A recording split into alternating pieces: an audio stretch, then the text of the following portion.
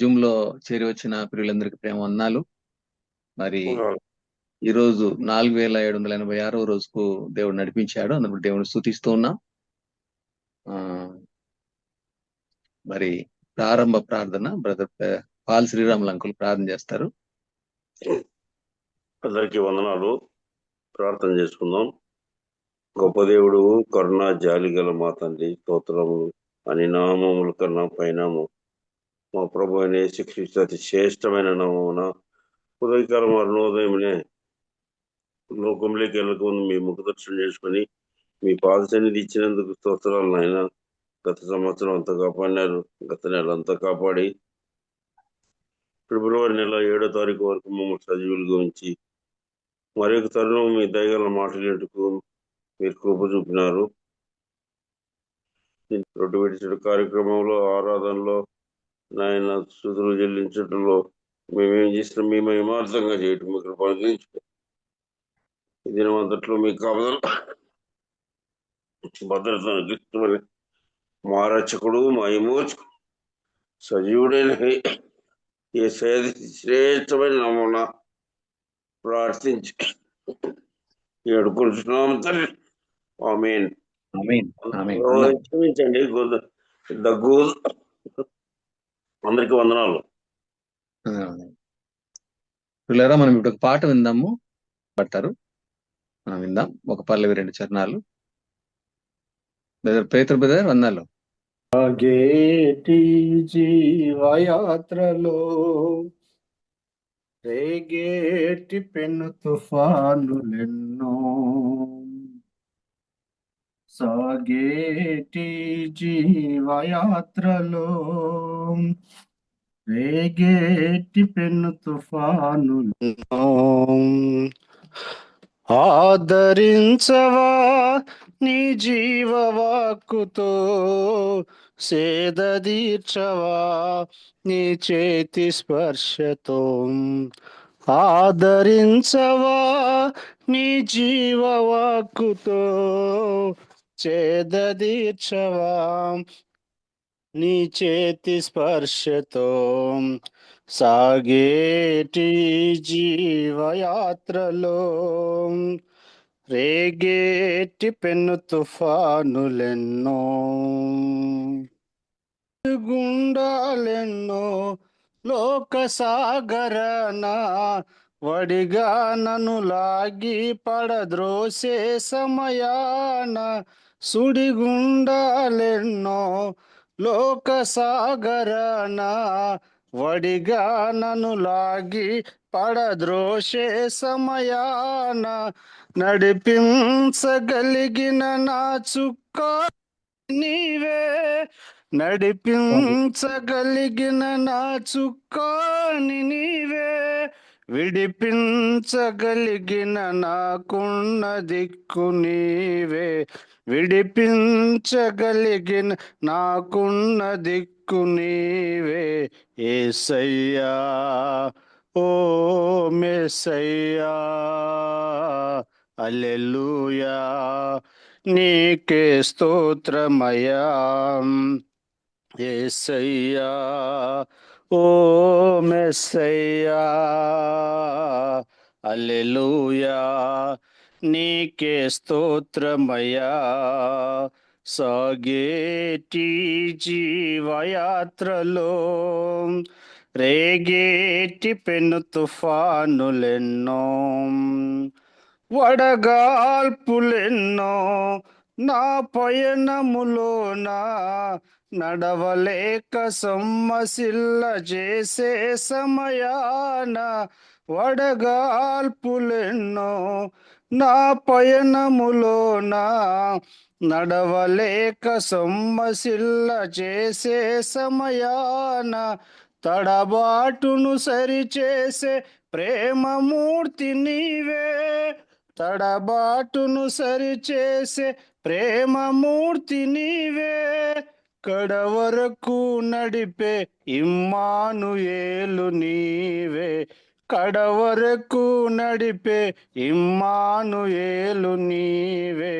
యేసయ్యా, ఓ మెస్సయ్యా, హల్లెలూయా నీకే స్తోత్రమయ్యా యేసయ్యా ఓ మెస్సయ్యా హల్లెలూయా నీకే స్తోత్రమయ్యా సాగేటి జీవయాత్రలో రేగేటి పెను తుఫానులెన్నో ఆదరించవా నీ జీవవాక్కుతో సేద దీర్చవా నీ చేతి స్పర్శతో ఆదరించవా నీ జీవవాక్కుతో సేద దీర్చవా నీ చేతి స్పర్శతో సాగేటి జీవయాత్రలో రేగేటి పెను తుఫానులెన్నో. మంచిది. వందనాలు. చక్కని పాట పాడి దేవుని మహింపరిచిన బ్రదర్ పేతురు గారికి ప్రేమ వందనాలు. మరి దేవుడు మనల్ని ఈరోజు వాక్యం అందించడానికి సిద్ధపరిచినటువంటి బ్రదర్ జోయల్ అబ్రహాం గారు, షార్జా నుండి బ్రదర్ జోయల్ అబ్రహాం గారు మనకు వాక్యం అందిస్తారు. బ్రదర్ కేజే రూఫస్ గారు ట్రాన్స్లేట్ చేస్తారు తెలుగులోకి. వాక్యం కొరకు బ్రదర్ వెంకటరమణ గారు ప్రార్థన చేస్తుందిగా మనం చేస్తున్నాం. బ్రదర్ వెంకటరమణ బ్రదర్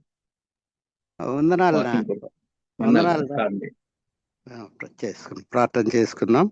మహోన్నతుడా మీకు స్తోత్రములు, మహాగణుడా మీ స్తోత్రములు నాయన. సర్వాధికారి, సర్వోన్నతుడా, సర్వశక్తిమంతుడా, నిన్న నేడు ఏకరీతిగా ఉన్న దేవా, మారని మార్పు లేని తండ్రి మీకు స్తోత్రములు చెల్లిస్తున్నాం. ప్రేమమయుడా, దయామయుడా, కరుణామయుడా, జాలి కలిగిన తండ్రి మీ స్తోత్రములు. శృతిపాత్రుడా, స్తోత్రార్హుడా, పూజార్హుడా, పూజనీయుడా మీకు వందనములు, స్తుతులు, స్తోత్రములు చెల్లిస్తున్నాం.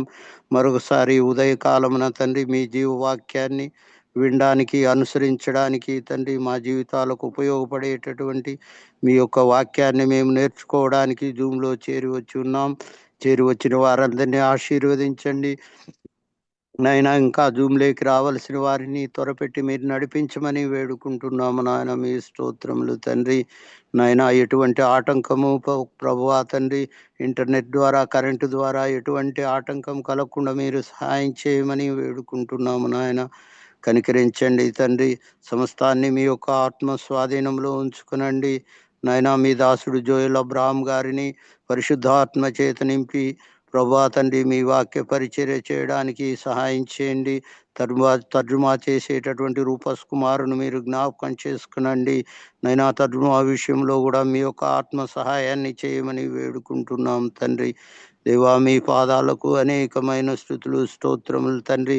ముందున్నటువంటి సమయాన్ని మమ్మల్ని అందరినీ మీ కనికరం కలిగిన హస్తాలకు అప్పజెప్పుకుంటున్నాం నైనా. మీ వాక్యం అనేటటువంటి ఆశీర్వాద వర్షాన్ని సముద్రిగా మా పేరున మీరు కురిపించమని, మా జీవితాలను మార్చమని నైనా, మీ చిత్తాన్ని మా జీవితాల్లో నెరవేర్చమని మరొకసారి మీ పాదములకు, మీ చిత్తానికి మమ్మల్ని సమర్పణ చేసుకుంటూ మీ ప్రియకుమారుడు మా రక్షకుడైన యేసు ప్రభువారి శక్తి కలిగిన నామమున స్తోత్రములు చెల్లించి దీన మనసుతో బ్రతిమాలి అడిగి వేడుకుంటున్నాం పరమ తండ్రి. ఆమేన్. వందనాలు.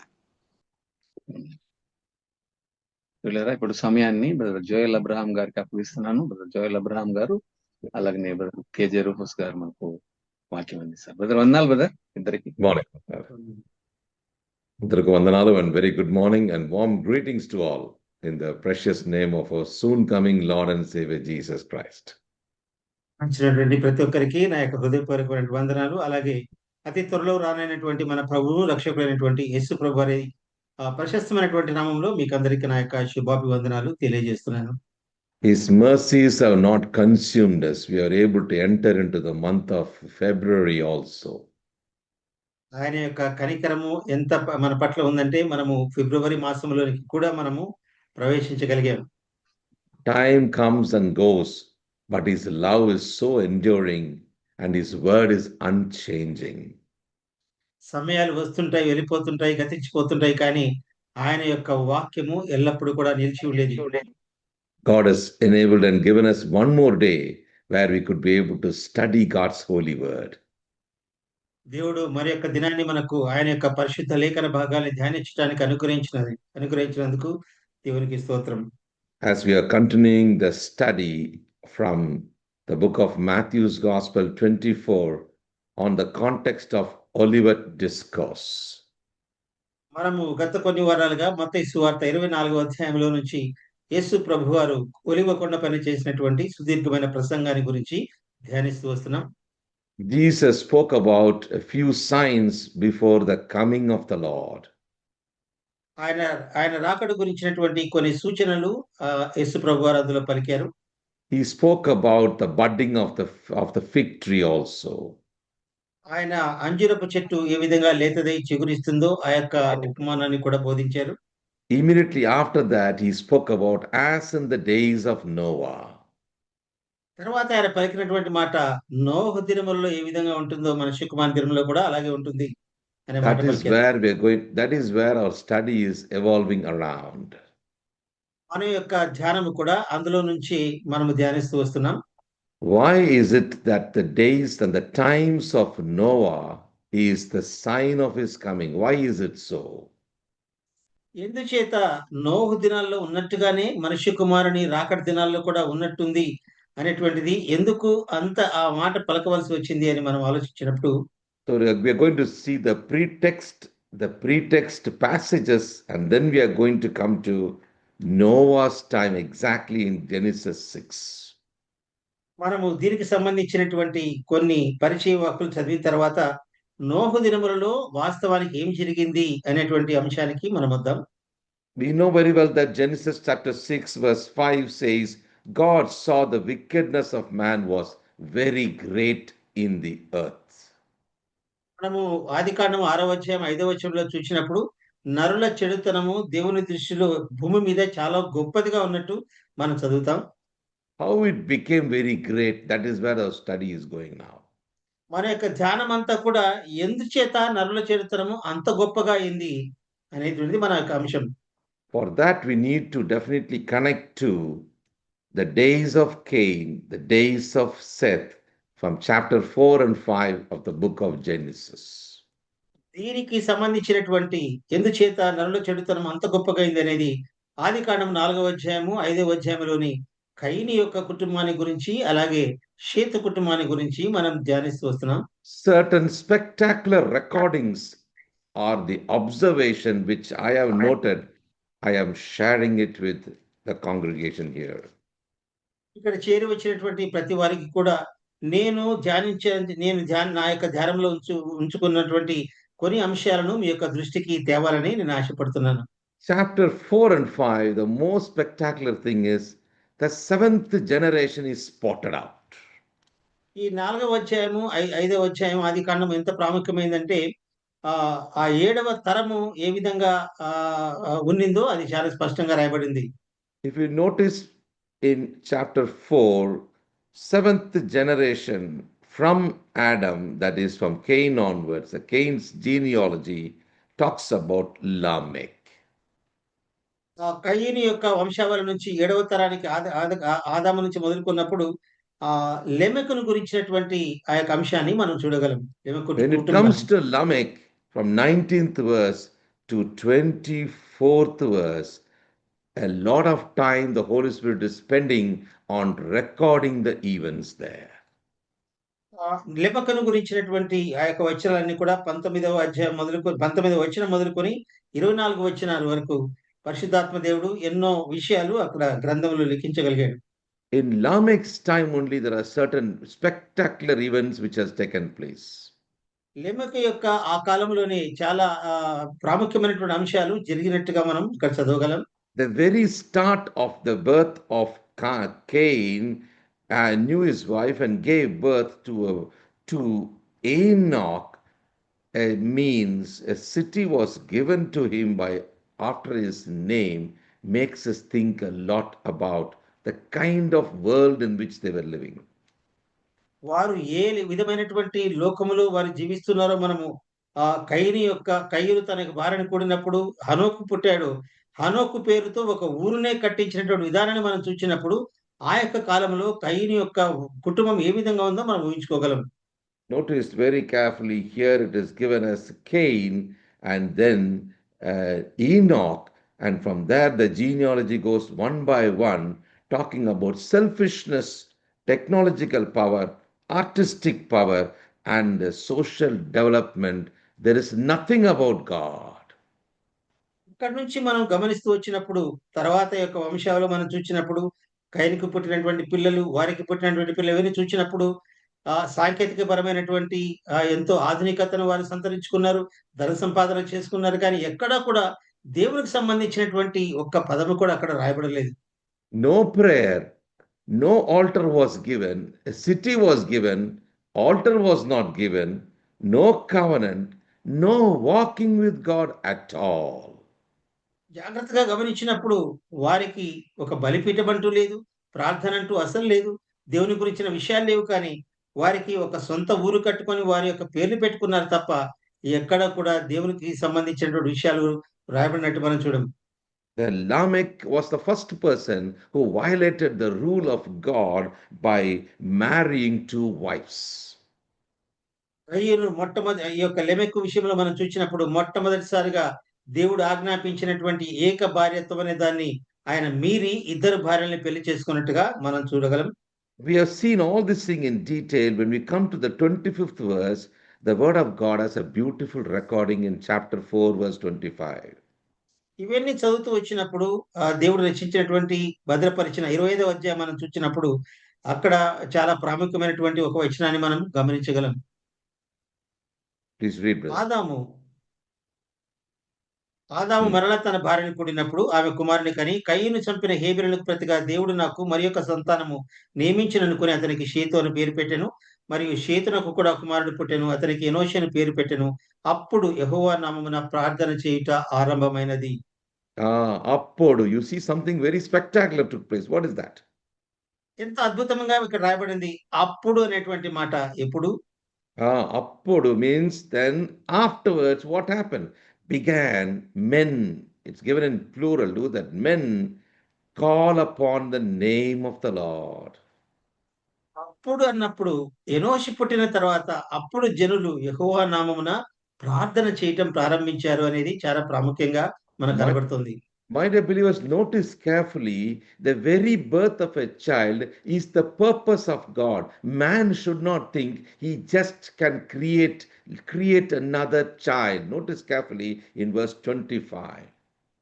25 వచనాన్ని మనం జాగ్రత్తగా గమనించినప్పుడు ఒక కుమారుడు పుట్టినప్పుడు దాని తర్వాత ఇంకో కుమారుని కనడం అది ప్రాముఖ్యం కాదు. కానీ ఒక కుమారుడు పుట్టినప్పుడు దేవుని యొక్క సంకల్పాన్ని ఏ విధంగా నెరవేర్చగలడనే విషయాన్ని జాగ్రత్తగా జ్ఞాపకం చేసుకుందాం. See how the recording goes. God said, she hath appointed me another seed. Who appointed? God appointed me another seed instead of Abel. It's God's idea. Notice carefully, the seed being in the womb of a woman, it is God's idea, my dear beloved. క్రీస్తునందు ప్రియ విశ్వాసులారా 25వ వచనం మనం జాగ్రత్తగా గమనించినప్పుడు అక్కడ హవ్వ పలికినటువంటి మాట మనం చూచినప్పుడు దేవుడు నాకు మరి యొక్క సంతానము అనగా దేవుడు ప్రత్యేకించి ఇచ్చినటువంటి సంతానంగా భావించి హేబెలునకు ప్రతిగా నాకు కయ్యను హేబెలునకు ప్రతిగా నాకు దేవుడు ఒక సంతానాన్ని అనుగ్రహించినటువంటి మాటను మనము ప్రాముఖ్యంగా గమనిస్తాం. Notice carefully, this is coming in 25th verse. That means God has been observing from 17th verse the genealogy of Cain. ఎచ్చేతనంటే 17వ వచనం నుంచి కయీను యొక్క వంశాన్ని అంతా కూడా దేవుడు చూస్తూ వస్తున్నట్టుగా మనం చదువుకోగలం. Now God decided to give another child, a different child, to bring out a different genealogy. Maybe it is a godly genealogy. కాబట్టి దేవుడు సంకల్పించి ఆ యొక్క విషయాలన్నీ గమనించిన తర్వాత ఇంకొక కుమారుని అనుగ్రహించి తన యొక్క చిత్తానుసారంగా జరిగించడానికి మరలా ఇంకొక కుమారుని అనుగ్రహించినట్టుగా మనం దాన్ని అర్థం చేసుకోవచ్చు ప్రియులారా. I know that today's young generation, they will not like to read and interpret these kind of passages. నేను ఖచ్చితంగా చెప్పగలను, ఇప్పుడున్నటువంటి ఈ యొక్క తరము యొక్క యవనస్తులు కూడా ఇలాంటి విషయాలు వారు చదువుకోవడానికి కానీ మాట్లాడడానికి కానీ ఇష్టపడరు. My children are asking me itself that how did you read and study this chapter? How are you having interested to read these things? నా యొక్క కుమారులు కూడా అడుగుతుంటారు. ఇది చదవడము ఎందుకు అంత ప్రాముఖ్యత? ఇది అర్థం చేసుకోవడం అంత నీకెందుకు అంత ఆసక్తిగా కనపడుతుంది అనేటువంటి మాటలు కూడా వాళ్ళు పలుకుతారు. My dear believers in Christ, notice carefully, the seed book is the principle of the whole Bible. క్రీస్తునందు ప్రియ విశ్వాసులారా, ఈ యొక్క వాక్య భాగము మొత్తము యొక్క ఈ యొక్క లేఖనానికి అంతా కూడా ఎంతో ప్రాముఖ్యంగా కనిపిస్తుంది. Genesis means seed. It's a seed book. ఆదికాండం అన్నప్పుడు అది ఒక మొట్టమొదటి విత్తనంగా దాన్ని మనం భావించవలసింది. So how important it is for us to extract all the principles of the Bible from this book.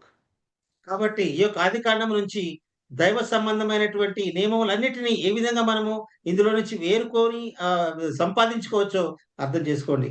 After talking about Cain's genealogy, now we're going to spend the maximum time studying Seth's genealogy. కయీను యొక్క వంశావళి గురించి మనం చదువుకున్నాం. దాని తర్వాత షేతు యొక్క వంశాన్ని గురించి ధ్యానించాలని, ఎక్కువ సమయం గడపాలని నేను ఆశపడుతున్నాను. What are the spectacular recordings in this book, in this chapter? ఈ యొక్క వాక్య భాగంలో మనం చదువుకున్నటువంటి వాక్య భాగంలో ప్రాముఖ్యమైనటువంటి అంశాలు ఏంటి అని మనం చూసినప్పుడు, The first thing you can identify in this chapter, మొట్టమొదట మనము గుర్తించగలిగినటువంటి ఒక అంశము, everywhere you see he died, and he died.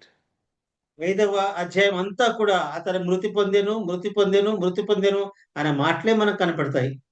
Notice carefully in verse 5, the last part, Adam lived and died.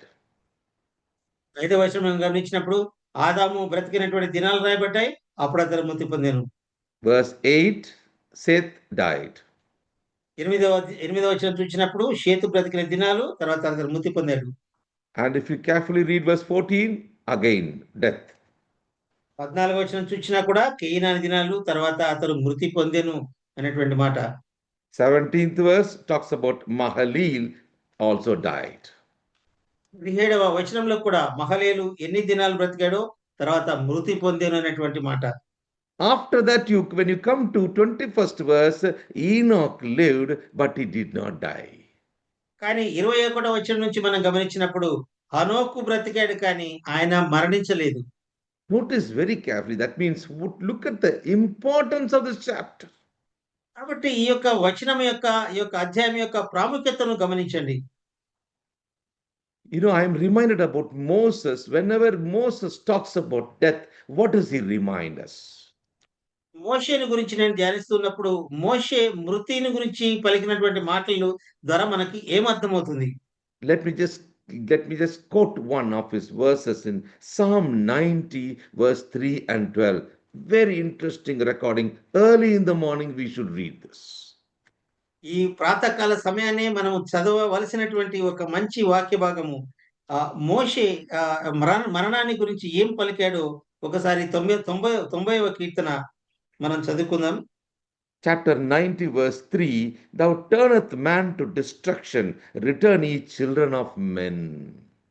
3వ వచనంలో, నీవు మనుష్యులను మంటిగా మార్చుచున్నావు, నరులారా తిరిగి రండని నీవు సెలవిచ్చుచున్నావు. What is the instruction in verse 12? 12వ వచనంలో ఆయన ఇచ్చినటువంటి ఒక సందేశం ఏంటి? మాకు జ్ఞాన హృదయము కలుగునట్లుగా చేయము, మా దినములు లెక్కించుట మాకు నేర్పుము. Whenever you read about death, keep the biblical principle in our mind.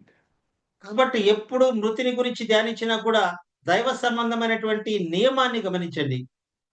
He speaks about verse 10 about the time of death, but he's also talking about the value of life. 10వ వచనంలో తాను ఆ యొక్క మరణాన్ని గురించినటువంటి మాటలు పలుకుతానే జీవితం యొక్క విలువ ఏంటో కూడా ఆయన పలుకుతున్నాడు. The chapter is not finishing by verse 10. You will be cut off. We will fly away. That is true.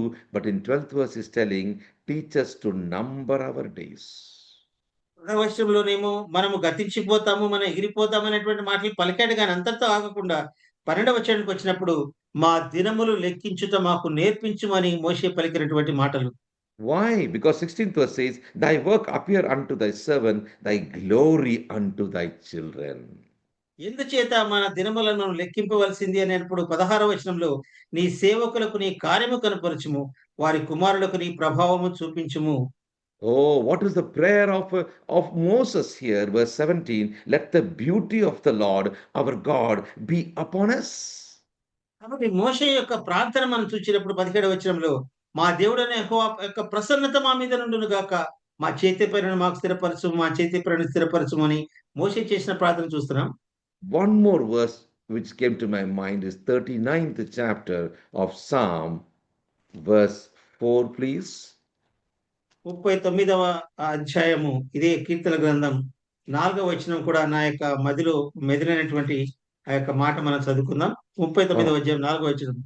Ah, యెహోవా నా అంతము ఎట్లుండునది, నా దినముల ప్రమాణము ఎంతనిది నాకు తెలుపుము, నా ఆయువు ఎంత అల్పమైనదో నేను తెలుసుకొనగోరుచున్నాను. notice that we have to be always reminding ourselves.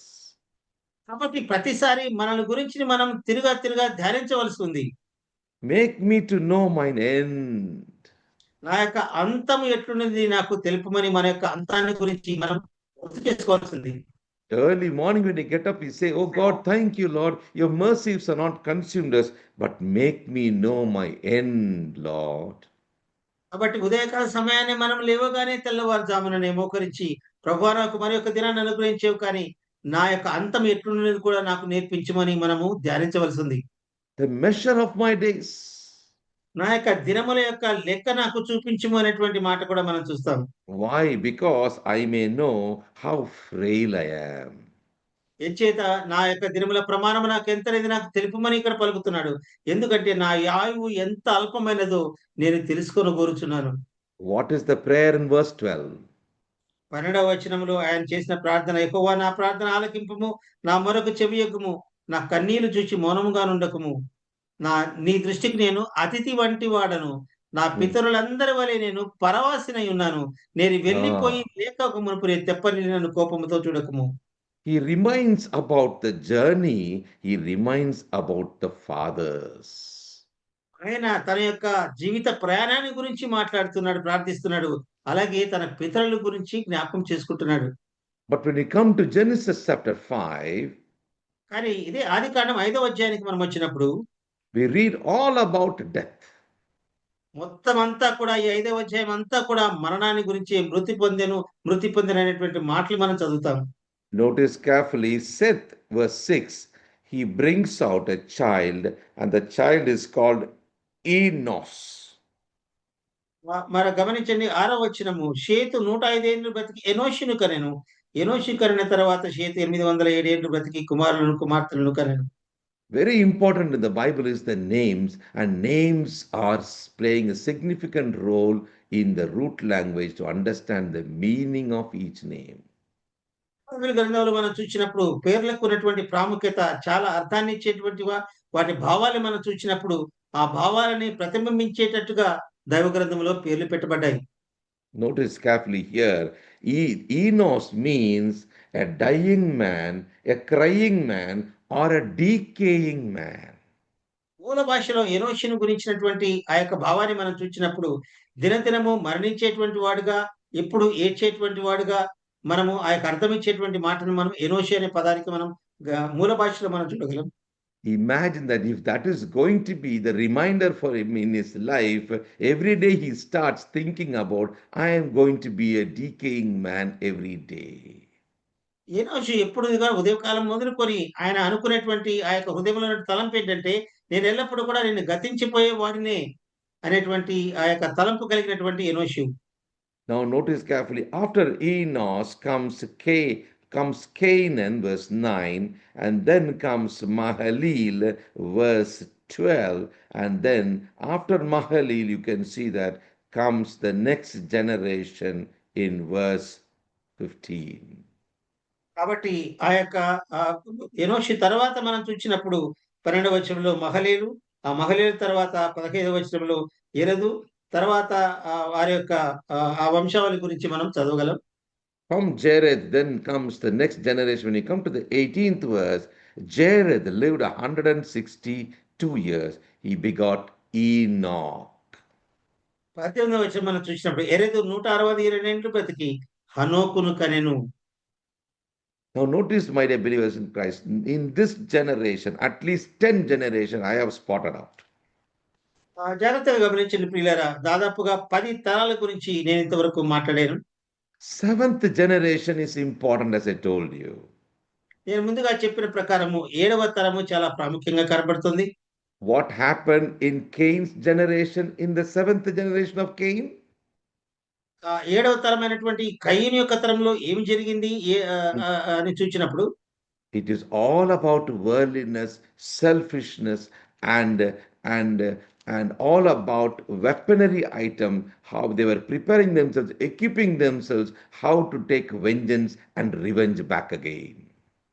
వారి యొక్క సంతానాన్ని గురించి చూచినప్పుడు లెమెకు దగ్గరికి వచ్చినప్పుడు ఆ 7వ తరములో వారు ఏ విధంగా ధన సంపాదన చేసుకున్నారు, ఆయుధ సంపత్తిని కూర్చుకున్నారు, ఏ విధంగా యుద్ధాలు చేయాలో ఇవన్నీ నేర్చుకున్నారు.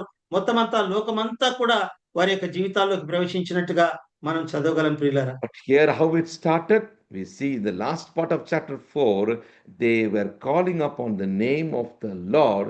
The Lord means they're talking about Elohim. Elohim means they are started worshipping God. చివరి అక్షానికి చివరి భాగంలో 4వ అధ్యాయంలో చూచినప్పుడు ఎనోషి పుట్టిన తర్వాత ఎలోహిం అనగా యెహోవా నామమున ప్రార్థన చేయటం ప్రారంభమైంది అనేటువంటి విషయాన్ని మనం గమనిస్తున్నాం. Now we see the birth of Enoch. ఇప్పుడు మనము హనోకు యొక్క జన్మాన్ని గురించి మనం చదివాం. Interesting to note about Enoch. చాలా ఆసక్తికరంగా హనోకు యొక్క జీవితాన్ని గురించి మనం చదవగలం. And that is all our study is going to be focused today. ఈ దినము మనము మన యొక్క ధ్యానమంతా కూడా ఈ యొక్క హనోకుని గురించి ఉంటుంది ప్రియులారా. The second spectacular recording is all about Enoch. The word of God is so clear about Enoch. ఏం చేస్తారంటే దేవుని వాక్యం చాలా స్పష్టంగా రాసినటువంటి విషయాలు మనం చూసినప్పుడు హనోకు జీవితంలో ఏమి జరిగింది, హనోకు పుట్టిన తర్వాత ఏం జరిగింది అనేటిది చాలా ప్రాముఖ్యం ప్రియులారా. Enoch, known as Hanok, which means dedicated to God. అనగా హనోకు అనేటువంటి పదానికి దేవునికి ఎంతో నమ్మకస్తుడిగా అప్పగించుకున్న వాడిగా మనకు కనపడతాడు. Notice very carefully what is given about Enoch is Enoch walked with God. చాలా స్పష్టంగా రాబడినటువంటి మాట మనం చూసినప్పుడు హనోకు దేవునితో కూడా నడిచినటువంటి వాడిగా మనకు కనపడతాడు. It is just one word we say, and if we make a big study on that, it is a volume of understanding for us. ఒక్క వచన భాగాన్ని చదివి మనం దాని గురించి ధ్యానిస్తే ఎన్నో విషయాలు ఒక పుంకాలుగా మనం దాని గురించి ధ్యానించవచ్చు. Why this walking was so important for God? దేవునితో నడవడం అనేది దేవునికి ఎందుకంత ప్రాముఖ్యంగా అనిపించింది? My dear believers, that is going to be my interesting study now. క్రీస్తుని ప్రియ విశ్వాసులారా, అదే నాకు ఇష్టమైనటువంటి ఆ యొక్క ధ్యానంగా నేను దాన్ని భావిస్తున్నాను. Even in the life of Noah, we see that Noah walked with God. నోహు యొక్క జీవితంలో చూచినప్పుడు కూడా నోహు కూడా దేవునితో నడిచినటువంటి వాడుగా మనం చదవగలుగుతాం. Chapter 6, verse 9, notice carefully there. 6వ అధ్యాయం 9వ వచనంలో నోహు వంశావళి ఇది. నోహు నీతిపరుడును తన తరములో నిందారహితుడై ఉండెను. నోహు దేవునితో కూడా నడిచినవాడు. I'm going to show a comparison, and then I'm going to come back to see that why it is so important for us to study Noah's walk, Enoch's walk today morning. ఇవన్నీ కూడా నేను సరిపోల్చి మీతో నా యొక్క ధ్యానాన్ని కొనసాగించాలని ఆశపడతాను. ఏం చేతనంటే నోహు దేవునితో కూడా నడిచాడు, హనోకు దేవునితో కూడా నడిచాడు. దేవునితో కూడా నడవడం అనే యొక్క జీవితంలో ఎంత ప్రాముఖ్యమైందో మీతో పంచుకోవాలని ఆశపడుతున్నాను. And the New Testament walk is entirely different. కొత్త నిబంధన ఆయనతో కూడా నడవడం అనేది పూర్తిగా అది విరుద్ధంగా మనకు కనిపిస్తుంది. It is not only the root words are different, but the context itself is different. అది కేవలము ఆ యొక్క మూల పదాలు మాత్రమే కాకుండా ఆ యొక్క సందర్భం కూడా మనకు వేరుగా కనపడుతుంది. Notice very carefully, a familiar verse I'm taking for you for our understanding. Think about 1 John 1:7. మనకు అందరికీ పరిచయమైనటువంటి మనం బాగా ఎరిగినటువంటి వాక్య భాగాన్ని మీతో పంచుకోవాలనుకుంటున్నాను. మొదటి యోహాను పత్రిక, యోహాను రాసిన మొదటి పత్రిక 1వ అధ్యాయం 7వ వచనం. If you walk in the light,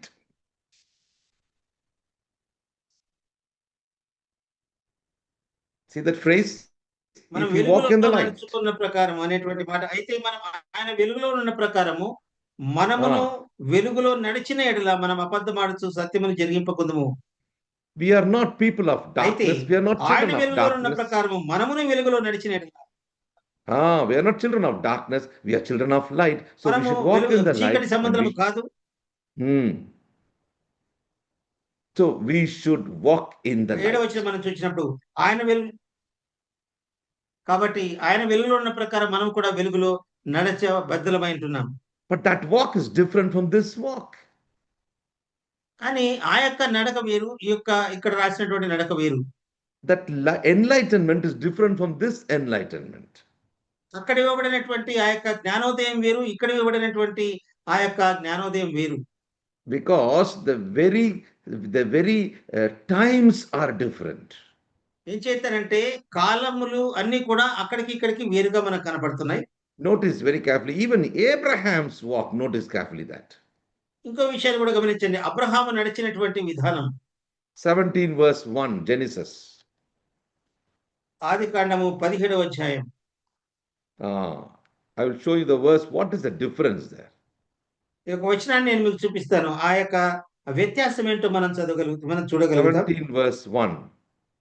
17వ అధ్యాయము 1వ వచనము. అబ్రాహాము 99 ఏళ్ల వాడైనప్పుడు యెహోవా అతనికి ప్రత్యక్షమై, నేను సర్వశక్తి గల దేవుడను, నా సన్నిధిలో నడచుచు నిందారహితుడవై ఉండుము. Notice carefully, is that the word given like that? Is it walk before me? Yes, brother. నా సన్నిధిలో నడుచుచు. You see the difference now? Walking with God, walking before God. కాబట్టి దేవునితో కూడా నడవడం, దేవుని ఎదుట నడవడం అనేది మనం గమనించాలి. That is very important. For you make your own Bible study on all these areas because it's very important, and that is why he was translated. కాబట్టి ఇది మనము కూడా మీరు కూడా చక్కగా ధ్యానించవచ్చు, ఒక బైబిల్ స్టడీ చేయవచ్చు. ఎంచేతనంటే ఇవన్నీ కూడా ఆ మూల భాషలో నుంచి అనువదించబడ్డాయి. All these recordings are given for us. We need to study God's word. We cannot give any excuse that I did not know about all these things. కాబట్టి మనం తప్పకుండా కూడా దేవుని యొక్క వాక్య భాగాన్ని ధ్యానించవలసిన వారమై ఉన్నాం. కానీ మనము ఏదో కుంటి సాకులు చెప్పి నాకు వాక్యం తెలియదు అనడానికి వీలు లేదు ప్రియులారా. Notice carefully, in the life of Noah, Noah's walk was the walk of righteousness in a corrupt society. జాగ్రత్తగా మనం గమనించినప్పుడు ఆదికాండం 6వ అధ్యాయంలో నోహు తన యొక్క జీవితంలో ఆ యొక్క చెడ్డతనంలో జీవించినప్పటికీ నీతిమంతుడై నీతిపరుడై దేవునితో నడిచినటువంటి వాడుగా మనకు కనపడతాడు. Chapter 6 verse 9 says Noah was a just man and Noah walked with God. 6వ అధ్యాయం ఆదికాండము 9వ వచనంలో మనం చూసినప్పుడు నోహు నీతిపరుడును తన తరములో నిందారహితుడైనను, నోహు దేవునితో కూడా నడిచినటువంటి వాడు. With means in Hebrew, it's an important phrase. With means in company and in revelation or in relation to. దేవునితో అని నడవడం అని అన్నప్పుడు ఆయనతో కూడా నడవడం అంటే ఆయనతో మనస్సు కలిపి ఆయన నడవడం అనేటువంటి భావము హీబ్రూ పదం నుంచి రాయబడింది. Walked with God in public righteousness for Noah. బహిరంగమైనటువంటి నీతిని కనపరుస్తూ జీవించడం. His obedience and his testimony in society mattered very much for his spiritual progress. తన యొక్క ఆత్మీయ జీవితంలో చక్కగా కొనసాగడానికి దేవుని యొక్క ఆజ్ఞలకు లోబడుతూనే బహిరంగ సాక్ష్యం కలిగినటువంటి వాడుగా మనకు కనపడతాడు. But for Abraham walked before God and he was perfect. కానీ అబ్రహాము జీవితం గమనించినప్పుడు దేవుని ఎదుట నడిచినటువంటి వాడుగా ఆయన నిందారహితుడుగా మనకు కనపడతాడు. Before God means accountability. దేవుని ఎదుట నడచడం దానికి అర్థం మనం చూసినప్పుడు జవాబుదారీతనం కలిగి ఉండటం ప్రియులారా. Accountability means always a test is expected, a faith test, and he proved it and he was moving forward. జవాబుదారీతనం అని మనం గమనించినప్పుడు ప్రతిసారి కూడా ఒక పరీక్షను ఎదుర్కొన్నప్పుడు ఆ పరీక్షలో తాను నెగ్గి దేవుని ఘనపరిచేటువంటి వాడుగా అబ్రహాము యొక్క జీవితంలో మనం చూడగలం. Abraham was a covenant relationship. Abraham యొక్క ఆ యొక్క సంబంధము నిబంధనతో కూడినటువంటి సంబంధం. What about Elijah, you may be thinking now. ఏలియాని గురించి మనం ఆలోచించినప్పుడు మనకేమర్థమవుతుంది? Notice very carefully, Elijah is talking about before whom I stand. That's what Elijah says. ఏలియాని గురించి మనము చదివినప్పుడు నేను ఎవరి సన్నిధి నిలుచున్నానో అనేటువంటి మాట ఏలియా పలుకుతాడు. He was always conscious about the presence of God. ఆయన ఎప్పుడు కూడా దేవుని యొక్క సన్నిధి తనతో ఉంది అనేటువంటి స్పృహ కలిగి జీవించినటువంటి వాడు కనబడతాడు. He was a true prophet because he was standing for God publicly.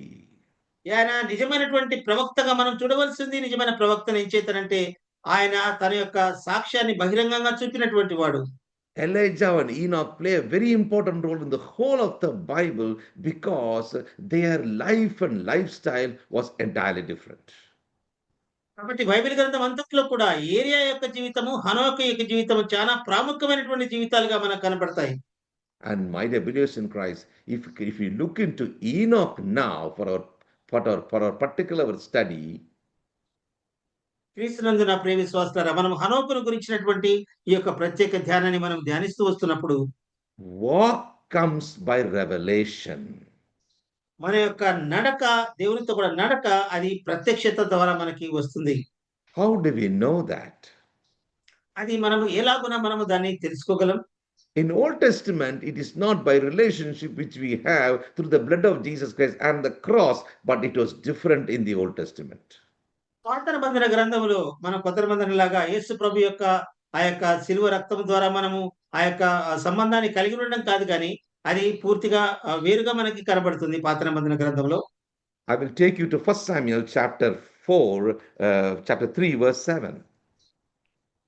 నేను సమూయేలు గ్రంథం, మొదటి గ్రంథం 3వ అధ్యాయం Verse 7. 7వ వచనాన్ని ఒకసారి చదువుకుందాం.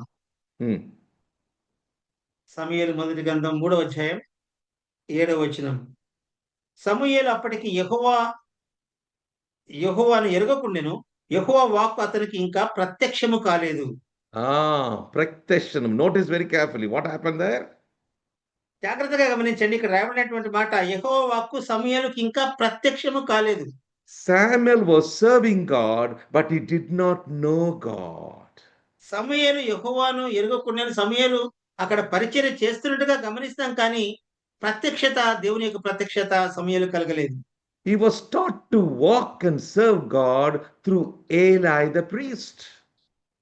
ఏలీ యొక్క ప్రధాన యాజకుడైనటువంటి ఏలీ ద్వారా దేవుని యొక్క సన్నిధిలో తాను పరిచర్య చేస్తూ ఉన్నప్పటికీ కూడా ప్రత్యక్షత కానట్టుగా మనం చూస్తాం. You cannot walk by knowing God.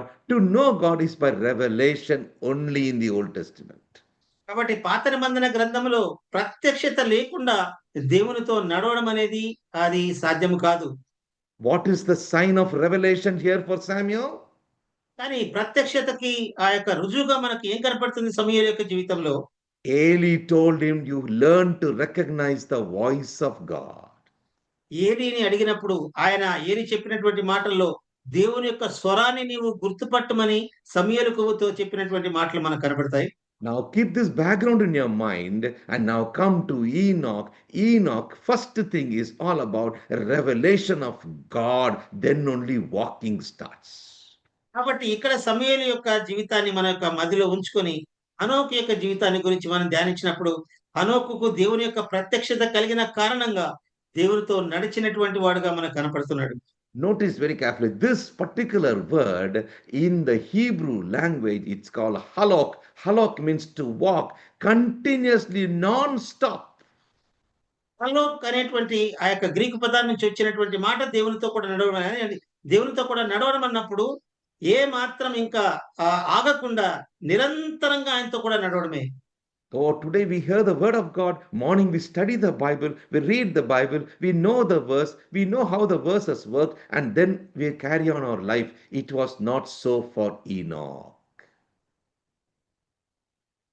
మనం ఈ ఉదయకాల సమయాన్ని దేవుని యొక్క వాక్యాన్ని మనం ధ్యానిస్తున్నాం, దేవుని యొక్క వాక్యాన్ని వింటున్నాం, దేవుని యొక్క వాక్యాన్ని చదువుతున్నాం. కానీ హనోకు యొక్క జీవితంలో అలా కాదు. It was not a physical walk, but it was a life which was living continuously in favor of God by revelation, step by step. అది కేవలము అది భౌతికంగా ఆయనతో కూడా నడవడానికి అర్థమిచ్చేటువంటి మాట కాదు, కానీ తన యొక్క జీవితంలో దేవునితో ఒక్కొక్క అడుగు కూడా దేవునికి అనుకూలంగా ఏ విధంగా నడిచాడో మనం అక్కడ చదువుతాం. That is why it's given us and Enoch. Notice carefully, when did he start walking and how did he walk? ఎప్పుడు దేవునితో నడవడం ఆరంభించాడు, ఎప్పుడు ఎంతకాలం దేవునితో నడిచాడు అనేటువంటి ఆ యొక్క మాటలు చదివినప్పుడు Notice verse 21 carefully now. 21వ వచనాన్ని జాగ్రత్తగా గమనించండి. హనోకు 65 ఏళ్ళు బ్రతికి మెతూషెలను కనెను. హనోకు మెతూషెలను కనిన తర్వాత First thing is the birth of Methuselah. మొట్టమొదటి విషయము మెతూషెల యొక్క జన్మము. The birth of Methuselah is the climax of the life of Enoch. Methuselah జన్మించిన తర్వాత హనోకు యొక్క ముగింపును మనం చూస్తాం అక్కడ. Oh, it's very important for us to understand about this. First of all, before we proceed further. కొంచెం మనము ముందుకు వెళ్ళక మునుపు ఇది ధ్యానించిన మనకు ఎంతో ప్రాముఖ్యమైనది ప్రియులారా. Because Methuselah, the very meaning is about here starts judgment. Methuselah అనేటువంటి ఆ యొక్క నామానికి అర్థం ఏంటంటే ఇక్కడ నుంచి న్యాయము జరుగుతుంది అనేటువంటి అర్థాన్ని ఇచ్చేటువంటి మాట. When he dies, judgment starts. ఎప్పుడైతే మనం చనిపోతామో న్యాయము మన పట్ల జరగవలసింది. Imagine we have a child like that. How will it be in our life? అలాంటి కుమారుడు మన యొక్క జీవితాలు ఉంటే మన యొక్క జీవితాలు ఎలా ఉంటాయి ప్రియులారా? Even when the child gets a cold or fever, we will start thinking, oh, maybe he is going to die. మనము ఒక చిన్న బిడ్డకి మన బిడ్డకి జలుబు చేసినప్పుడు గాని ఒకవేళ చనిపోతాడేమో అన్నటువంటి ఆలోచన మనని కలవరానికి గురి చేస్తుంది. Such a great prophetic truth is coming now in the life of Enoch because of his close walk with God.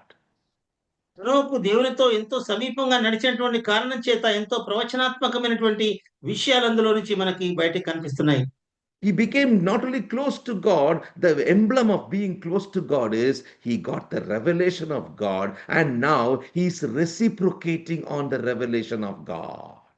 కాబట్టి హనోకు కేవలము దేవునితో నడవడానికి సాదృశ్యంగా ఒక చిహ్నంగా కనపడడం మాత్రమే కాదు, దేవుని యొక్క ప్రత్యక్షత పొందిన వాడుగా మనకి ఇక్కడ హనోకు మనకు కనబడుతున్నాడు.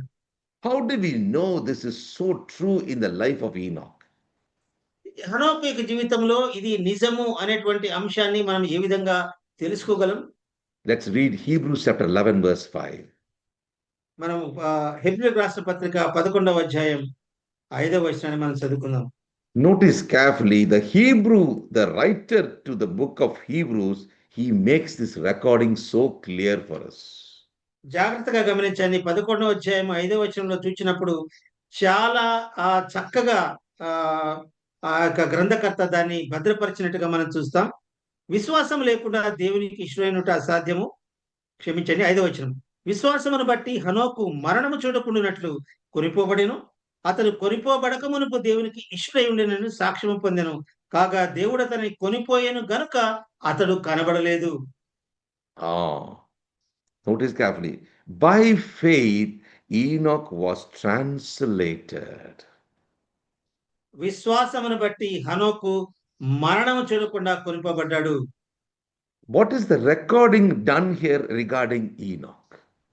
హనోకును గురించినటువంటి ఆ యొక్క భద్రపరచబడినటువంటి వాక్య భాగాన్ని మనం చూసినప్పుడు he must not see death at all. అతడు మరణము చూడకుండానట్లు అతడు కొనిపోబడెను అనేటువంటి మాట. Can you imagine how close he must have walked with God? దీన్ని బట్టి మనం ఊహించుకోగలం దేవునితో ఎంత సమీపంగా హనోకు నడిచాడు. His family life was important. ఆయన యొక్క కుటుంబ జీవితం కూడా చాలా ప్రాముఖ్యమైంది. Because in the family life, in that context only, the word of God is telling he walked with God by bringing up the generation. ఆ యొక్క వాక్య భాగం మనం చదివినప్పుడే ఆ కుటుంబం ఎంత ప్రాముఖ్యమైనదో మనం చదవగలుగుతాం. ఆయతను కుమారులను కుమార్తెలను కనెను అంటూనే హనోకు దేవునితో కూడా నడిచినటువంటి వాడుగా మనకు కనపడతాడు. Notice carefully, here it's telling he pleased God. ఇక్కడ మనం చదివినప్పుడు హెబ్రీయులకు రాసిన పత్రికలో అతనికి దేవుణ్ణి సంతోషపెట్టిన వాడుగా దేవునికి ఇష్టడై ఉండేటట్టుగా మనము ఇక్కడ చదివాము. Now read 6th verse. How can you please God? మనం దేవుని ఏ విధంగా మనము సంతోషపెట్టగలం అనేటివి 6వ వచనంలో మనం చూసినప్పుడు విశ్వాసము లేకుండా దేవునికి ఇష్టడైనట అసాధ్యము. So his life was a faith life.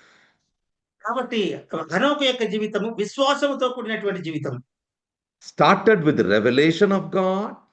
దేవుని యొక్క ప్రత్యక్షతో అది ఆరంభమైంది. He was hearing the divine revelation of God. దేవ సంబంధమైనటువంటి ఆ యొక్క అవన్నీ కూడా తను ప్రత్యక్షత తెలుసుకుంటూనే ఉన్నాడు. He has seen the unseen realities of God. కనుమరుగైనటువంటి దైవ సంబంధమైన విషయాలన్నీ కూడా తను చూడగలుగుతున్నాడు. And he believed everything one by one. ప్రతిదీ కూడా ఒక్కటొక్కటిగా నమ్ముతూ వచ్చాడు హనోకు. Definitely he must have started speaking to God.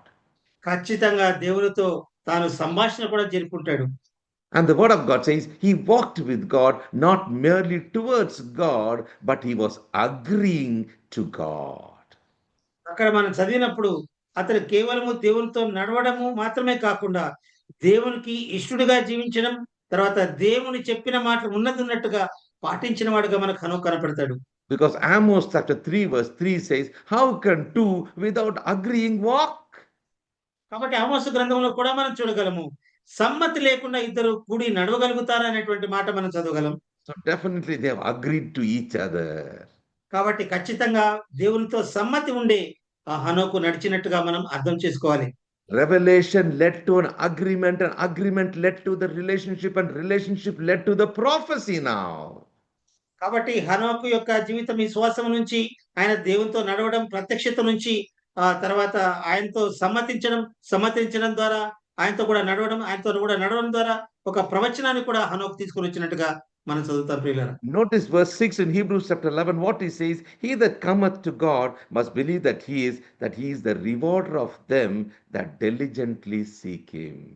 కాబట్టి హెబ్రీయుల రాసిన పత్రిక 11:6 మనం చూసినప్పుడు దేవుని యొద్దకు వచ్చేవాడు ఆయన ఉన్నాడని, తను వెదకు వారికి ఫలము దయచేయువాడని నమ్మవలెను కదా. He was a diligent seeker of God. ఎంతో దేవుని వెదకేటువంటి వాడుగా హనోకు మనకు కనబడుతున్నాడు. A God seeker and a God pleaser. Can you know that? ఒకటి గమనించండి, దేవుణ్ణి వెదికేటువంటి వాడు దేవునికి ఇష్టడుగా జీవించినటువంటి వాడు. Oh, what a meaningful life for Enoch. ఎంత అర్థవంతమైనటువంటి జీవితాన్ని హనోకు జీవించాడో గమనించండి. God would have been moved by him and said that he should not die, I will take him. దేవుడు ఖచ్చితంగా హనోకు యొక్క జీవితాన్ని గమనించినప్పుడు ఎంతో ముచ్చటపడి ఇతను మరణించకూడదని తనతో కూడా తీసుకెళ్లి ఉంటాడని నేను అనుకుంటున్నాను. And taking him is a prophetic truth. ఆయన తీసుకోవడం అనేది ప్రవచనాత్మకమైనటువంటి సత్యం ప్రియులారా. Why it is so important? ఎందుకు అదంత ప్రాముఖ్యత సంతరించుకుంది? Now let's read the book of Jude. యూదా గ్రంథం ఒకసారి చదువుకుందాం. That brings us to another climax of his life. ఆయన యొక్క జీవితాన్ని గురించినటువంటి ఒక ముగింపు మనం అక్కడ చదవగలుగుతాం. So many truths are found in this small book of Jude. ఈ యొక్క చిన్న పుస్తకమైనటువంటి యూదా గ్రంథము యూదా పుస్తకంలో చాలా ప్రాముఖ్యమైనటువంటి అంశాలు రాయబడ్డాయి. Notice carefully what it talks about verse 14 and 15 of the book of Jude. యూదా పత్రిక 14:15 ఏమి చెబుతుంది చదివినప్పుడు, ఆదాము మొదలుకొని 7వ వాడైన హనోకు కూడా వీరిని గురించి ప్రవచించి ఇట్లనను, ఇదిగో అందరికి తీర్పు తీర్చుటకును వారిలో భక్తిహీనులందరూ భక్తిహీనముగా చేసిన వారి భక్తిహీన క్రియలన్నిటిని గూర్చి. How does he know that? పాపులు. Notice, my dear believers, notice carefully, how does he know that? ఏ విధంగా ఈ యొక్క హనోకుకు ఆ విషయాలన్నీ కూడా తెలుసు, ప్రవచించగలిగాడు? 4,000 years before, he's talking about the coming of the Lord. 4,000 సంవత్సరాల క్రితమే ప్రభు యొక్క రెండవ రాకడ గురించి మాట్లాడుతున్నాడు హనోకు. The Lord cometh with 10,000 of his saints. How does he know that? ప్రభు వారు 1,000 పరిశుద్ధులతో వస్తాడు అనేటువంటి మాట ఏ విధంగా పలకగలిగాడు హనోకు? Oh, it is because of the birth of Methuselah. ఏం చేస్తానంటే తాను మెతుషెలకు జన్మనిచ్చిన తర్వాత ఆయన తను గ్రహించిన వాడుగా మనకు కనపడతాడు. He never knew that he is going to be translated. హనోకుకు తప్పకుండా తెలియదు తాను మరణించకుండా కొనుక్కోబడతాడని.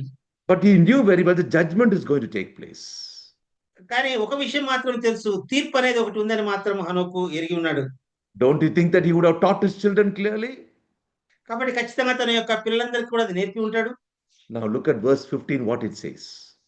15వ వచనంలో ఏం మాట్లాడుతున్నాడో మనం చూసినప్పుడు, ఇదిగో Hmm. అందరికిని తీర్పు తీర్చుటకు వారి భక్తిహీనులందరినీ భక్తిహీనముగా చేసిన వారి భక్తిహీన క్రియలన్నిటిని గూర్చి, భక్తిహీనులైన పాపులు తనకు విరోధముగా చెప్పిన కఠినమైన మాటలన్నిటిని గూర్చి వారిని ఒప్పించుటకు ప్రభువు తన వేల పరిశుద్ధుల పరివారముతో వచ్చెను. Ungodly deeds and ungodly commitment was carrying on, and judgment is ready to be executed now. కాబట్టి భక్తిహీనంగా చేసినటువంటి క్రియల గురించి ఖచ్చితంగా తీర్పు వస్తుందని ఆ కాలమే పలికినటువంటి హనోకు. Verse 16, I don't want to read the whole verse. Look at the word, walking after their own lust.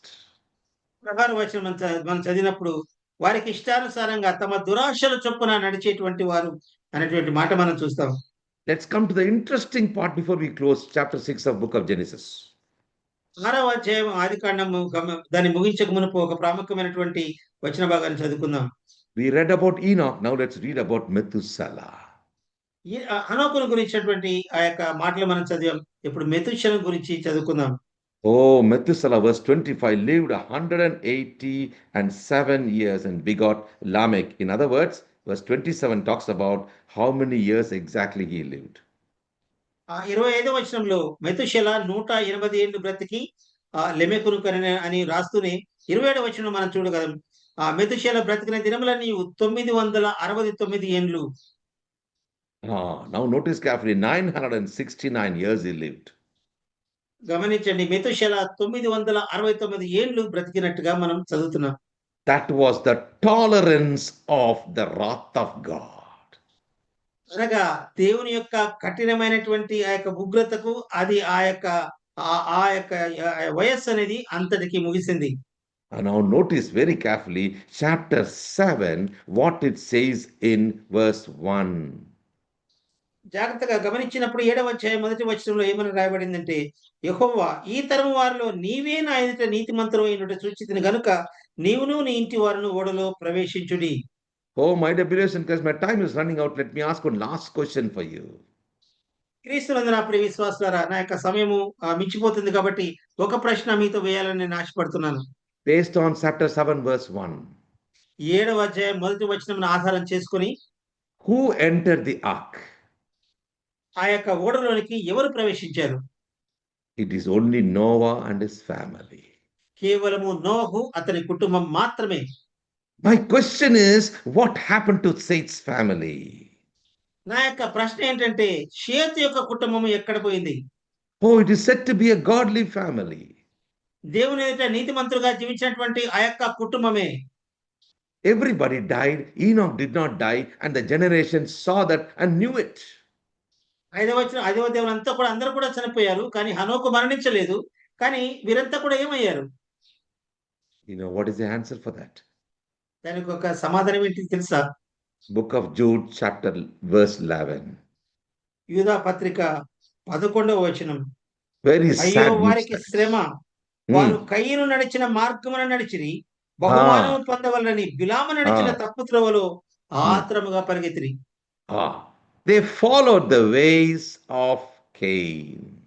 వారంతా కూడా కయ్యను నడిచినటువంటి మార్గంలో నడిచారు. Enoch was the 7th generation, a blessed generation. హనోకు ఏమో 7వ తరములో చాలా ఆశీర్వదించబడినటువంటి ఆ యొక్క వంశముగా కనబడుతున్నాడు. Methuselah was a meaningful child. మెతుషెల చాలా అర్థవంతమైనటువంటి జీవితాన్ని అర్థమిచ్చేటువంటిగా ఆ జీవితాన్ని కనపరిచాడు. It is not how long you live, how meaningful you live, but Methuselah lost it also. మెతుషెలను గురించి మనం నేర్చుకోవాల్సింది ఎంత కాలం మనం బ్రతుకుతున్నామని కాదు, ఎంత జాగ్రత్తగా మనం బ్రతుకుతున్నాం అనేది చాలా ప్రాముఖ్యమైనది. మెతుషెల ఎన్నో సంవత్సరాలు బ్రతికాడు, కానీ మరణించాడు. 8th generation was lost. 9th generation was lost. Then comes Noah. 8వ తరం గతించిపోయింది, 9వ తరం గతించిపోయింది. తర్వాత నోహు యొక్క కుటుంబము, ఆ యొక్క వంశము ఆరంభమైంది. Noah means rest and comfort. నోహు అనేటువంటి మాటకు నెమ్మది అనేటువంటి అర్థం ఇచ్చేటువంటి మాట. He walked with God. నోహు దేవునితో కూడా నడిచినటువంటి వాడు. He was a just man. Verse 9. These are the generations of Noah. Noah was a just man, perfect in his generation. Look at the word. ఆ యొక్క వాడిన పదజాలాన్ని మనం చూడండి.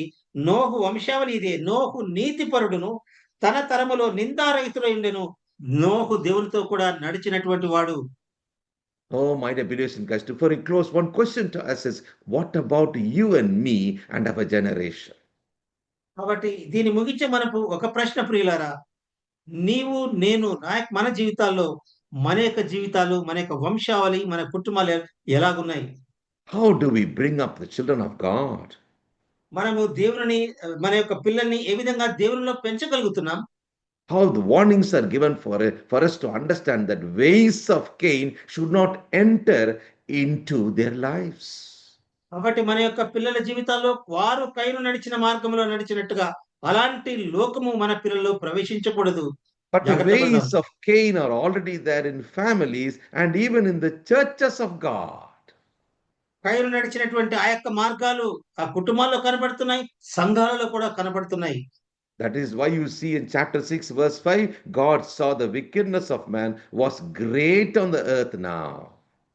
అందుచేతనే దేవుడు గమనించింది 6వ అధ్యాయం ఆదికాండం 5వ వచనంలో, నరుల చెడుతనం భూమి మీద గొప్పది, వారి హృదయంలో తలంపులను ఊహంతా ఎల్లప్పుడూ కేవలము చెడ్డది అని దేవుడు చూచినట్టుగా మనం చదువుతాం ప్రియులారా. Oh, here you can see Enoch was taken, is a representative of the raptured saints. కాబట్టి హనోకు అయితే మరణం చూడకుండా కొనుపబడ్డాడు. మనం కూడా ఎత్తబడేటువంటి వారం ఉన్నాం కాబట్టి మనకు సాదృశ్యంగా నోహు కనబడుతున్నాడు. Those are the key principles of Matthew chapter 24, talking about as in the days of Noah. కాబట్టి మనం చదువుకున్నటువంటి మత్తయి సువార్త 24వ అధ్యాయంలో యేసుప్రభువు వారు చేసిన ఒలీవల కొండ మీద ఆ యొక్క ప్రసంగంలో నోహు దినములో ఉన్నట్టుగా ఇప్పుడు దినాలు కూడా ఉంటాయనే దానికి అర్థం ఇచ్చేటువంటి ధ్యానాన్ని మనం ఇంతవరకు కూడా కొనసాగించాం. After the rapture took place, now the judgment is about to take place. ఎప్పుడైతే ఎత్తబడతామో దాని తర్వాత తీర్పు అనేది ఒకటి ఉందని మనం గమనిస్తున్నాం. And that is what we see in chapter 6 is all about. కాబట్టి 6వ అధ్యాయం అంతట్లో కూడా దాని గురించే మనము చక్కగా చదవగలుగుతున్నాం. Chapter 6 verse 12 says, God looked upon the earth, it was corrupt, for all flesh had corrupted his way upon the earth. 6వ అధ్యాయం 12వ వచనం ఆదికాండంలో చూసినప్పుడు దేవుడు భూలోకమును చూచినప్పుడు అది చెడిపోయి ఉండెను, భూమి మీద సమస్త శరీరులు తమ మార్గములను చెరిపివేసుకొని ఉండిరి. So who were in the ark? Chapter 7 verse 1. 7వ అధ్యాయంలో దేవుని యొక్క హృదయంలో ఎవరున్నారని మనం గమనించినప్పుడు, ఈ తరము వారిలో నీవే నా ఎదుట నీతిమంతుడవై ఉండుట చూచితిని. There was only one generation, righteous generation, out of this generation of Seth, and that is only Noah. కాబట్టి షేతు యొక్క వంశావళి అంతా కూడా గతించిపోయిన తర్వాత ఒకే ఒక్క వంశం, ఒకే ఒక్క వంశావళి నోహు మాత్రమే దేవుని ఎదుట నీతిమంతుడిగా కనబడుతున్నాడు. 7వ అధ్యాయం 1వ వచనంలో.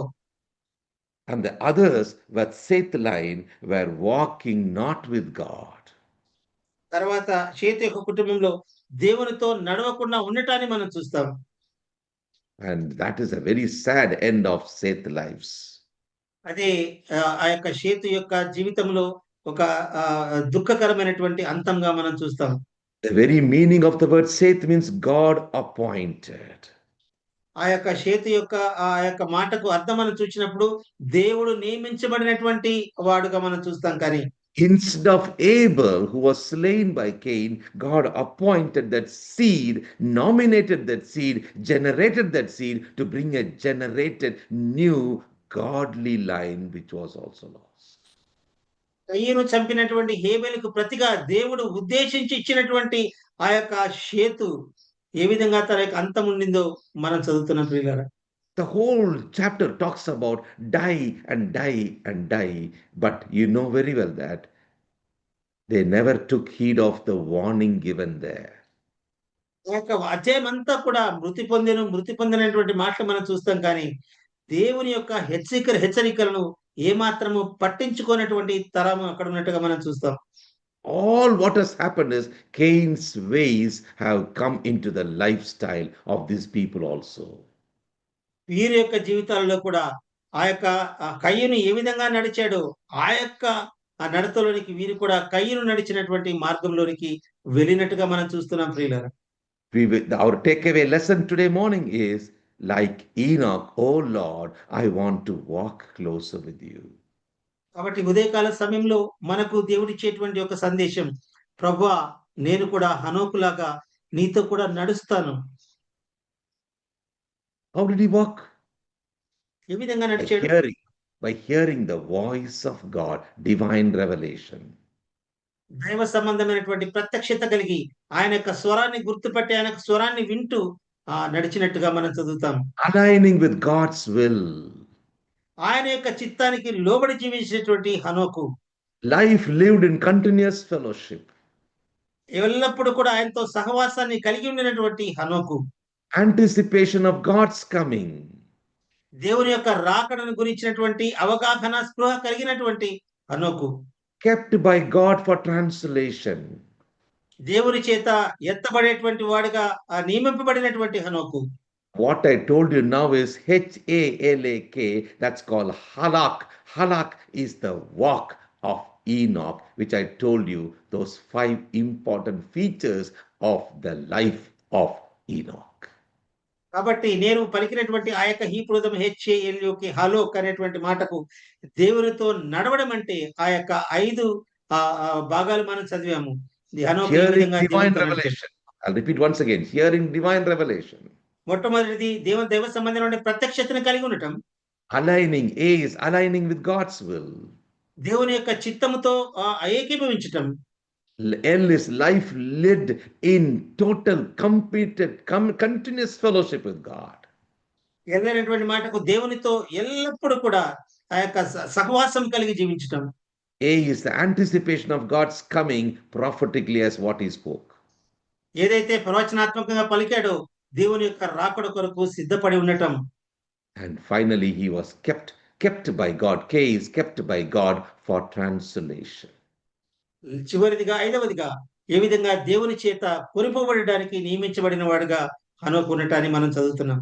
Oh, today morning we are reminded about the walk of Enoch. ఈ యొక్క ఉదయకాల సమయంలో హనోకు దేవునితో ఏ విధంగా నడిచాడో మనము ధ్యానించుకున్నాం. His vertical relationship was much stronger than his horizontal relationship. ఆయన యొక్క దేవునితో ఆయన నిటారుగా దేవునితో పైనుంచి పర సంబంధమైనటువంటి ఆ యొక్క సహవాసాన్ని ఏ విధంగా కలిగి ఉన్నాడో ఆయన తన చుట్టుపక్కల వారితో కూడా అదే సంబంధాన్ని కలిగి ఉన్నాడు. Thank you, my dear believers in Christ, to listening to God's holy word. This genealogy of Seth has spoken volumes for us today morning to study God's word and to obey God's word. కాబట్టి క్రీస్తునందు ప్రియ విశ్వాసాల సేతు యొక్క వంశావళంతా కూడా చాలా చాలా విషయాలు మనకు నేర్పించింది. తర్వాత హనోకును గురించినటువంటి ప్రాముఖ్యమైనటువంటి అంశాలు కూడా మనకు నేర్పించింది. Vandanalu and praise be to God. మీకు అందరికీ నా యొక్క వందనాలు. దేవుని యొక్క నామానికి మహిమ కలుగును గాక. వందనాలు, ఇద్దరికి వందనాలు. బ్రదర్ జోయల్ అబ్రహాం గారు చక్కని సందేశాన్ని దేవుని మహిమ అనే అంశం మీద తీసుకొని వచ్చారు. ఈరోజు 60వ భాగం అని మనము తెలుసుకుంటున్నాం. ఈ 60వ భాగంలో హనోకు యొక్క నడకను గురించి వివరించారు. అది దేవుని రాకడకు సమీపంగా ఉన్నట్లు అది ప్రవచించిన హనోకుగా కూడా మనం చూస్తున్నాం. అలాగనే 7వ తరంలో ఉన్నటువంటి హనోకు దేవునితో ఎంత సన్నిహితంగా నడుస్తూ ఉన్నారో ఆ విధంగా మనం కూడా దేవునితో సన్నిహితంగా నడుస్తూ దేవుని రాకడను గురించి తెలుసుకోవాల్సిందిగా హెచ్చరింపబడ్డాం. షేతు వంశావళి మనం చూస్తే అందరూ మృతి పొందిన చూస్తున్నాం. మరి ఇక్కడ హనోకు ఎత్తబడినట్లు మనం చూస్తున్నాం. ఆ తర్వాత నోహు నీతిమంతుడుగా నిందారహితుడుగా ఉన్నట్లు కూడా మనకు వివరించబడింది. కాబట్టి మన తరంలో మనం ఎలా జీవిస్తున్నాం అన్న విషయాన్ని ఒక హెచ్చరికగా మనకు ప్రశ్న వేసింటూ మనం చూస్తున్నాం ప్రియులారా. కాబట్టి దేవుని సలహాలతో దేవుని యొక్క సన్నిధిలో నిలబడి అబ్రహాం దేవుని సన్నిధిలో ఉన్నట్లు మనం చూసాం. అలాగా అనేక మంది విశ్వాసం గురించి వివరిస్తూ దేవుడు చక్కని సందేశాన్ని అందించినందుకు మరి దేవునికి ముందుగా స్తుతులు చెల్లిస్తున్నాం. అలాగనే బ్రదర్ జోయల్ అబ్రహాం గారికి ప్రేమ వందనాలు తెలియజేస్తున్నాను. ప్రియులారా, మనము కూడికను పెంచుకుందాం. మన మధ్య బ్రదర్ దేవదానం గారు ఉన్నారు. పెద్దలు దేవదానం గారు ప్రార్థన చేసి కూడిక ముగిస్తారు. థ్యాంక్ యూ అన్న. ఈ దినమున దేవుడు నాకు అందరికి తెలిసేమో, కానీ నాకు తెలియజేసింది ఏంటంటే చక్కని రహస్యం, మిస్టరీ బాగా నాకు ఉన్నది, ఇప్పుడు బయలుపరచబడింది. మరి హానోకు కుటుంబం దేవునితో నడిచిన వాడు, మరి నోవా కుటుంబం దేవునితో నడిచిన వారు, పరిశుద్ధులుగా దేవుని పిల్లలుగా నడిచిన వారు అన్గాడ్లీ డీడ్స్, అన్గాడ్లీ కమిట్మెంట్స్ తో పాటు వాళ్ళు కయీను మార్గంలో నడువుటను బట్టి వాళ్ళందరూ మృతులయ్యారు. ఒక నోవా కుటుంబం, హనోకు మాత్రము జీవించినట్టుగా మనం చూస్తున్నాం. వాళ్ళందరూ ఎక్కడికి వెళ్ళారు? వారు పరిశుద్ధులే కదా, దేవుని పిల్లలే కదా. మరి నోవహుని దేవుడు 7వ అధ్యాయంలో, జెనసిస్ 7వ అధ్యాయంలో తెలియజేశాడు కదా. ఆ మాట చూసినప్పుడు నాకు ఆశ్చర్యం కలిగింది. నిజమే, కయ్యను మార్గంలో జూడ్ మన లెవెల్లో చెప్పినట్టుగా వాళ్ళందరూ మార్గం తప్పారు కాబట్టి చనిపోయినట్టు మనం చూస్తున్నాం. నిజంగా మనం గొప్ప విషయాలు ఇదైనా మనం బయలుపరిచారు. ప్రార్థన చేసుకున్నాం. కృపామయుడు అని మా తండ్రి, మీరంతైనా కృపగల దేవుడు, మంచి దేవుడు, అందరు బట్టి మిమ్మల్ని స్తుతిస్తూ గణపరుస్తున్నాను ఆయన. ఈ ఉదయకాలమున మీ పిల్లమైన మమ్మను సజీవులుగా ఉంచి మీ పాసంలో చేర్చి మీ కృపలతో మమ్మల్ని తృప్తిపరచడానికి గాను 4786వ దినానికి నడిపించారు. మీకు స్తోత్రాలు. మరి ఇటు రీతిగా జూమ్ కొనసాగించుటకు మీ దాసులు బర్నబాస్ గారిని ఎన్నుకొని మీరు ఈ రీతిగా నడిపిస్తున్న విధానాన్ని బట్టి వందనాలు. వారిని వారి కుటుంబాన్ని దీవించిన ఆయన. ఇదేమైనా అధ్యక్షులుగా రవిమనోహర్ గారిని నియమించుకొని చక్కగా నడిపించారు. మీకు స్తోత్రాలు. వారిని వారి కుటుంబాన్ని దీవించారు. బహు దూరంలో ఉండి మా కొరకు మధ్యరాత్రిలో లేచి ప్రభా ప్రయాసతో చక్కగా సిద్ధపడి వివరిస్తున్న మీ దాసులు జోయల్ అబ్రాం గారిని బట్టి వందనాలు. వారిని, వారి పరిచయం, వారిని కుటుంబాన్ని దీవించమని ప్రార్థన చేస్తాం. అలాగే చక్కగా తెలుగులో అందరికి అందుబాటులో ఉండలేదు లాగున కేజే రూఫస్ కుమార్ గారిని నిలబెట్టుకొని చక్కగా అనువాదం చేయడానికి కృప చూపారు. అందరి బట్టి కూడా మీకు స్తోత్రాలు. ఇదేనా మన నోవహుని గురించి, ఏనోహుని గురించి, వారి వంశావళుల గురించి ప్రభా తండ్రి నాయన ఏ విషయంలో కూడా ఎనోషు అందరి విషయాలు తెలియచేస్తూ మా బ్రతుకులను ప్రభా మాకు చూపించిన విధానాన్ని బట్టి వందనాలు. ప్రభా మీ ప్రత్యక్షత ద్వారా హనోకు నడిచినట్టు మేము చూస్తున్నాం. మరి ఈ దినములో, మరి నోవో దినములో ఉన్నట్టు మనిషి కుమారుని దినములో జరుగునని చెప్పినట్టుగా మరి ఇప్పుడు ఈ దినాల్లో మేము ఉంటుండగా మేము ఈ సంగతులన్నీ మా ఎదుటి తీసుకొచ్చి మమ్మల్ని హెచ్చరించిన రీతిగా మీ వాక్యమును అనుసరించి మీ చిత్తానుసారంగా జీవించుటకు కృప చూపండి ఆయన. భక్తులైన వారు పడిపోయి కయ్యను మార్గంలో నడువగా వారందరూ ఆ ప్రళయములు కొట్టుకుపోయారు. అలాగూ మా జీవితాల్లో వస్తున్న ఇబ్బందులను, ఇరుకులను, శోధనలు, కష్టాలు, శ్రమలను ఎదుర్కోవటానికి కూడా కృప చూపండి. అంత్య దినముల్లో, అపాయకరమైన దినాల్లో మేము ఉంటుండగా మమ్మల్ని దినదినము మీ రక్తంలో కడుగుతూ మీకిష్టముగా మేము బ్రతుకున్నట్లు మా హృదయ ధ్యానములు, మా నోటి మాటలు మీ దృష్టికి అంగీకారంగా ఉన్నట్లు చేసి మా పొందమని కూడా ప్రార్థన చేస్తున్నాం. ప్రభా వాక్యం అందించిన విదాసులను ఇంకా వాడుకొని మా పొందమని ప్రార్థిస్తున్నాం. చేరి వచ్చిన దైవజనులను, పెద్దలను, పరిచారకులను, పరిశుద్ధులైన దేవుని పిల్లలందరినీ కూడా మీరు దీవించి మా పొందమని కూడా ప్రార్థన చేస్తున్నాం.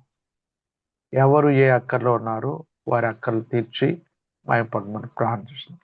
అనారోగ్య పరిస్థితుల్లో ఉంటే వారికి ఆరోగ్యం ఇచ్చి మా పొందమని ప్రార్థన చేస్తున్నాం. మరి ఈ రీతిగా మరి మీరు వచ్చి పర్యంతం, మా మరణ పర్యంతము మరి ఇట్టి రీతిగా మీ సన్నిధిలో మీ పిల్లమైన మేమందరము చేరి మీ మాటల తోట మీ మాటల ద్వారా మేము తృప్తి నొందొచ్చు, సరి చేయబడచ్చు, క్రమగా మర్యాదగా మీకు ఇష్టలుగా బ్రతకటానికి మమ్మల్ని అందరినీ బలపరచమని మా ప్రభువును మా రక్షకుడైన యేసుక్రీస్తు పరిశుద్ధ నామం స్తోత్రం చెల్లించి వేడుకొని ప్రార్థన చేస్తున్నాము తండ్రి. ఆమేన్. Amen. వందనాలు బ్రదర్. పెద్దలు దేవాలయం గారికి ప్రేమ ఉన్నారు. Great revolution revealed. Praise the Lord. Praise the Lord. Thank you. ప్రియులారా, ఈరోజు 4786 రోజున 60వ భాగమైన దేవుని మహిమను గురించి చాలా చక్కగా వివరించినటువంటి మరి జోయల్ అబ్రహాం గారికి ప్రేమ ఉన్నాలు. మరి చక్కగా ట్రాన్స్లేట్ చేసిన మరి రూఫస్ కుమార్ గారికి ప్రేమ ఉన్నాలు తెలియజేస్తున్నాను. ఈ దినం నడిపించటకు అవకాశం ఇచ్చినటువంటి బర్నబాస్ గారికి సమయాన్ని అప్పగిస్తున్నాను. ఈ రోజు సహకరించిన వారందరిని బట్టి దేవుని స్తుతిస్తూ వారికి నా ప్రేమ ఉన్నాలు తెలియజేస్తున్నాను.